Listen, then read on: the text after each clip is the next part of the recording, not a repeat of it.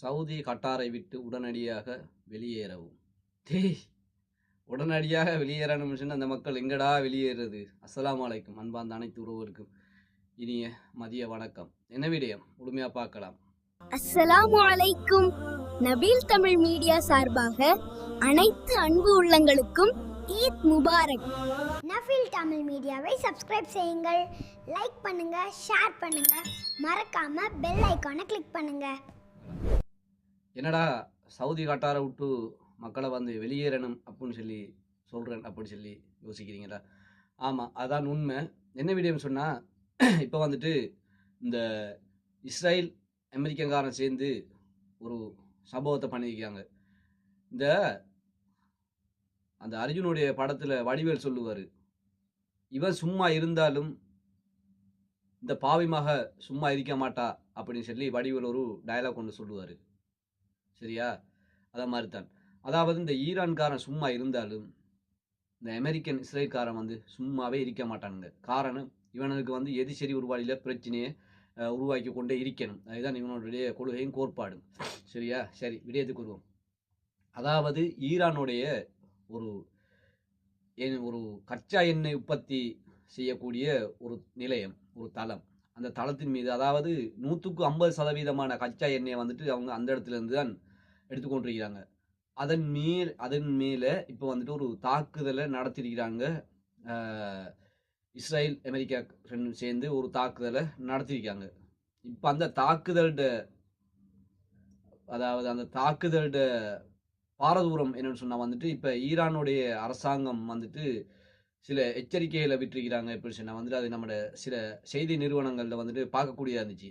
அதாவது அரபு நாடுகளில் அமைந்திருக்கக்கூடிய இந்த எண்ணெய் தளங்கள் இருக்கு இல்லையா, இந்த கச்சா எண்ணெய் உற்பத்தி செய்யக்கூடிய நிலையங்கள், இதன் மீது தாக்குதல் நடத்துவோம் அப்படின்னு ஈரான் தெரிவிச்சிருக்கிறதாக சில செய்தி வட்டாரங்களில் நாம் பார்க்கக்கூடியதாக இருந்துச்சு. அப்போ ஏதாலும் ஒரு பக்கத்தால் ஒரு பிரச்சனை கொஞ்சம் அப்படியே சுலோவாகிட்டு போகும் அப்படின்னு நாம் நினைக்கிற சமயத்தில் இந்த அமெரிக்க இஸ்ரேல்காரன் என்ன செய்யறான், மறுபடியும் ஒரு குண்டை கொண்டு போயிட்டு போடுறான். சும்மா அரிக்கிறவனு சும்மா அரிக்க விட்டுல, அவனை ஏதாச்சும் முண்டை போட்டு அவனை உசுப்பேத்தி எடுக்கிறது அவனை.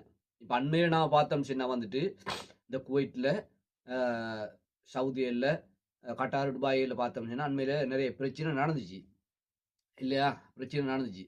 இப்போ அந்த பிரச்சனைகள் நடந்து அந்த பிரச்சனைகள் இதுக்கப்புறமா நாங்கள் தாக்குதல் செய்ய மாட்டோம் அப்படி சொல்லி தாக்குதல் செய்ய மாட்டோம் அப்படின்னு அரபு நாடிடம் இந்த ஈரான் மன்னிப்பு கேட்டு இதுக்கப்புறம் நாங்கள் தாக்குதல் நடத்த மாட்டோம் அப்படின்னு சொல்லியிருந்தாங்க.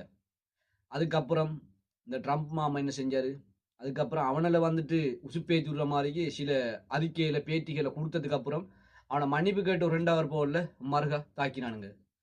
இதை மாதிரிக்கு தாக்குதல் ஏற்பட்டு கொண்டிருக்குது.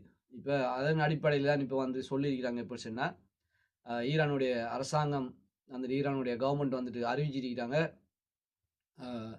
அரபு நாடுகளில் இந்த சவுதி, கட்டார் போன்ற நாடுகளில் இந்த எண்ணெய் தளங்கள் இருக்கு இல்லையா, எண்ணெய் வளங்கள் உற்பத்தி செய்யக்கூடிய அந்த பகுதியில் இருக்கக்கூடிய பொதுமக்களை வெளியேற சொல்லி அறிவிச்சிருக்கிறாங்க இந்த ஈரான் அரசாங்கம்.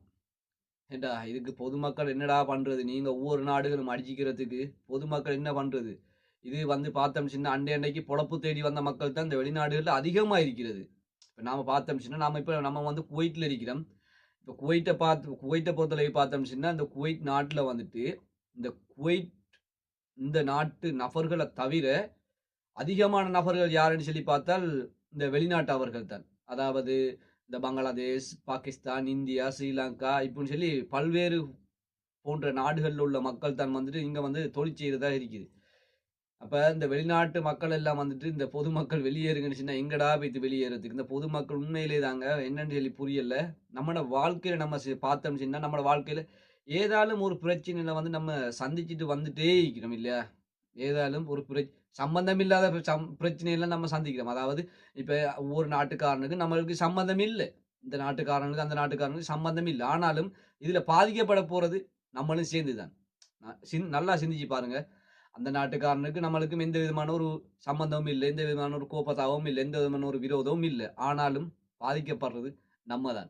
இப்போ பார்த்தோம்னு சொன்னா, இப்போ இந்த வளைகுடா நாடுகளில் நடக்கக்கூடிய இந்த பிரச்சனையால நம்ம ஒவ்வொருத்தரும் பாதிக்கப்பட்டு கொண்டு தான் இருக்கிறோம். எப்படின்னு சொல்லி பார்க்குறீங்களா? இப்ப இங்க பிரச்சனை நடக்குது. ஒவ்வொரு நாடுகள்லயும் பிரச்சனை நடக்குது. இப்ப நம்மட ஸ்ரீலங்காவுல பாருங்க. ஸ்ரீலங்காவுல கேஸ் இல்ல, பெட்ரோல் இல்ல. இது வந்துட்டு அரசாங்கத்த குத்தம் சொல்லி வேலை இல்ல. காரணம், இந்த வெளிநாடுகள்ல நடக்கக்கூடிய பிரச்சனைகளால வந்துட்டு அரசாங்கத்த குத்தம் சொல்லி பிரயோஜனம் இல்ல. இல்லையா? அப்ப இப்ப வந்துட்டு ஒவ்வொருத்தரும் இதுல பாதிக்கப்படுறோம். அன்றைக்கு தொழிலுக்கு போகக்கூடியவனுக்கு, வாகனத்துல பைக்ல தொழிலுக்கு போகக்கூடியவனுக்கு பெட்ரோல் இல்ல. ஒரு ஹோட்டல் வச்சு நடத்தக்கூடியவனுக்கு இந்த கேஸ் இல்ல. இனி இப்படி வந்துட்டு இந்த வளைகுடா நாடுகள்ல நடக்கக்கூடிய பிரச்சனையால வந்துட்டு நம்ம தனிப்பட்ட ஒவ்வொருத்தரும் வந்துட்டு இதுல பாதிக்கப்படுறோம் அப்படின்னு சொல்லி புரிஞ்சு கொள்ளுங்க. புரிஞ்சிக்கணும். நம்ம தெரிஞ்சிக்கணும் இதெல்லாம். வந்துட்டு உண்மையிலே நம்ம தெரிஞ்சிக்கணும். இன்ஷா அல்லாஹ் இன்னொரு வீடியோல சந்திப்போம். அஸ்ஸலாமு அலைக்கும் வரஹ்மத்துல்லாஹி வபரகாத்துஹு.